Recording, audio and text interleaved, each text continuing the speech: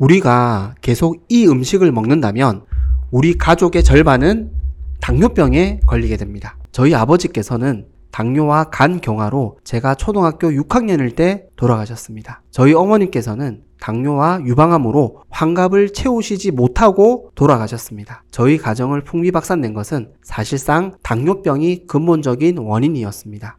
요즘 당뇨로 고통받고 있는 분들이 계속 늘어나고 있습니다. 심지어 40대 이상의 중년층뿐만 아니라 이제는 30대 초반의 청년층에서도 나타나고 있죠. 문제는 당뇨가 생기더라도 당장은 큰 질병에 걸리지 않기 때문에 심각하게 생각하지 않는다는 것입니다. 우리 수명을 20년이나 단축시킬 수 있고 심지어 남은 여생을 실명, 치매, 암과 같은 심각한 합병증으로 고통스럽게 살아야 되고 가족까지 불행해지는데도 말입니다. 저는 이 위험성을 너무나 알리고 싶었습니다. 당뇨만큼은 꼭 예방하셨으면 좋겠습니다. 이번 영상을 끝까지 시청해 주시면 당뇨의 가장 최악인 음식, 그 범인이 누구인지 확실하게 이해하시고 당뇨를 이겨내는 식단을 통해 실제 당뇨병을 예방하실 수 있습니다. 꼭 도움이 되셨으면 좋겠습니다. 그리고 구독과 좋아요로 응원해 주시면 이 영상을 더 많은 분들에게 전달하고 더 유익한 영상으로 보답드릴 수 있으니 많은 성원 부탁드리겠습니다.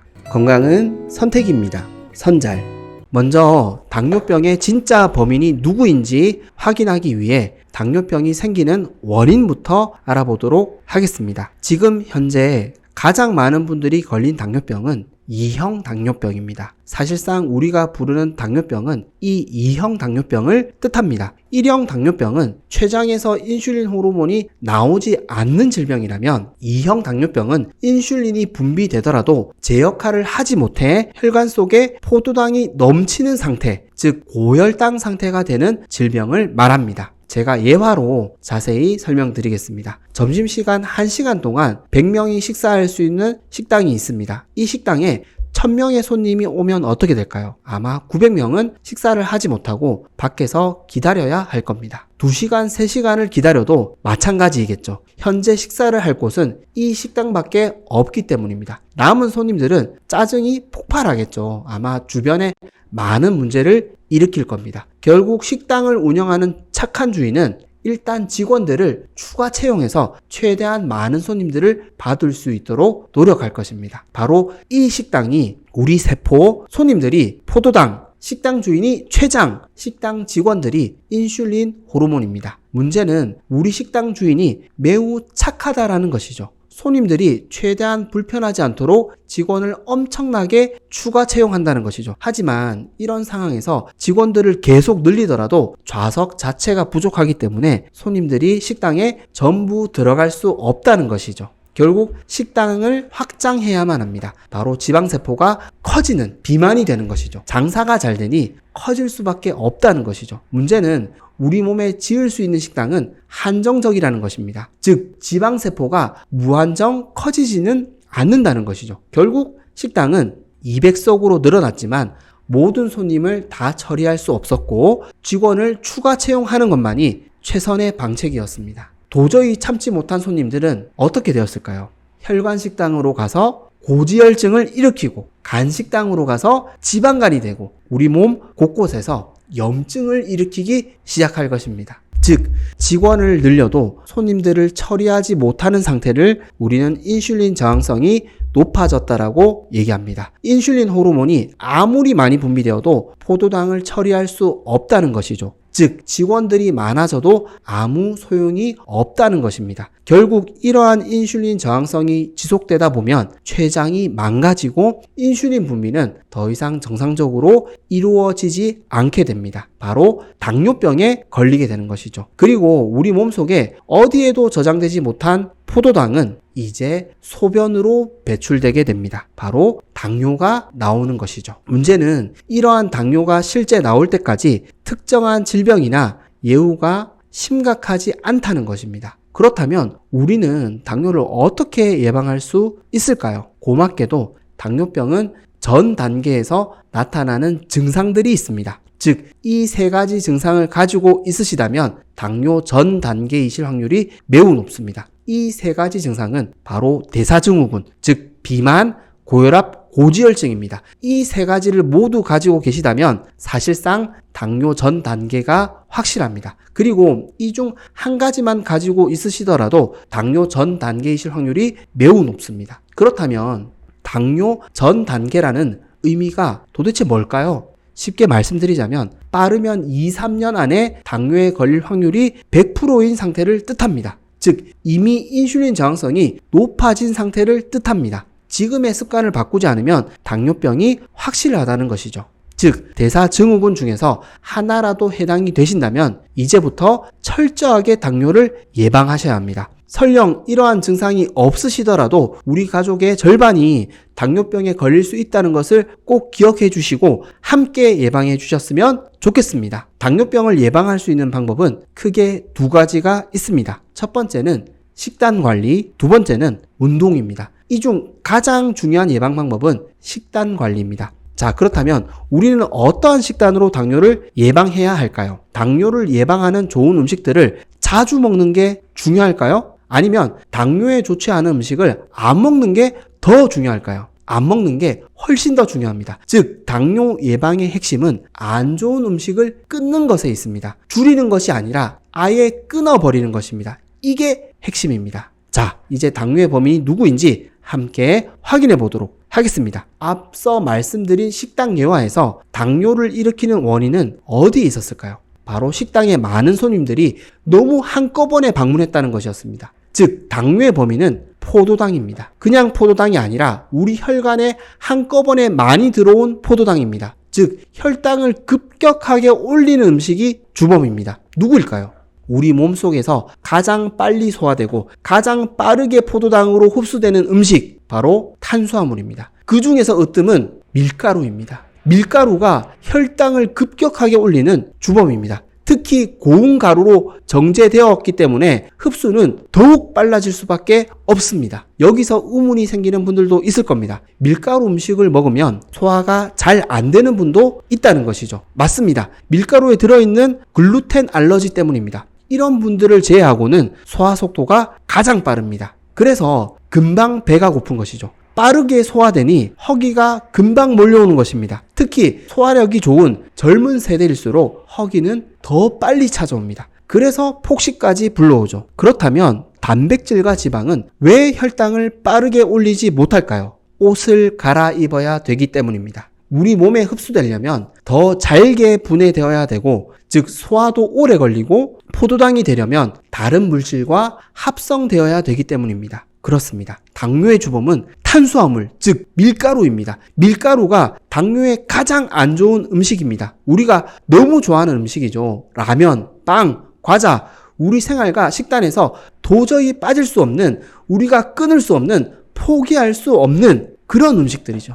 그런데 아쉽게도 이 밀가루 음식들이 대사증후군의 범인이고 당뇨의 가장 최악인 음식입니다. 이 밀가루를 끊지 못하면 우리는 당뇨를 피하기 어렵습니다. 내과, 신경과, 가정의학과 등의 당뇨와 치매를 진료하시는 전문의 선생님들께서 당뇨 치매 환자분들에게 가장 먼저 끊으라고 말씀하시는 음식이 바로 이 밀가루입니다. 물론 설탕도 있죠. 설탕보다 밀가루가 더 안 좋은 이유는 우리가 제일 많이 먹기 때문입니다. 식사로서 먹기 때문입니다. 그래서 더 문제가 됩니다. 물론 우리의 몸은 생각보다 튼튼하게 만들어졌습니다. 그래서 인슐린 저항성이 생기더라도 장기간을 버텨낼 수 있습니다. 그 부작용으로 살이 찌고 간에 지방이 쌓이고 혈관이 망가지는 것이죠. 사실상 버티는 것이 아닙니다. 우리 몸이 죽어가고 있는 것이죠. 즉 인슐린 저항성이 높아진다는 것은 노화를 뜻합니다. 우리 몸이 늙어가는 것이죠. 그래서 당뇨에 걸리면 수명이 줄어드는 이유입니다.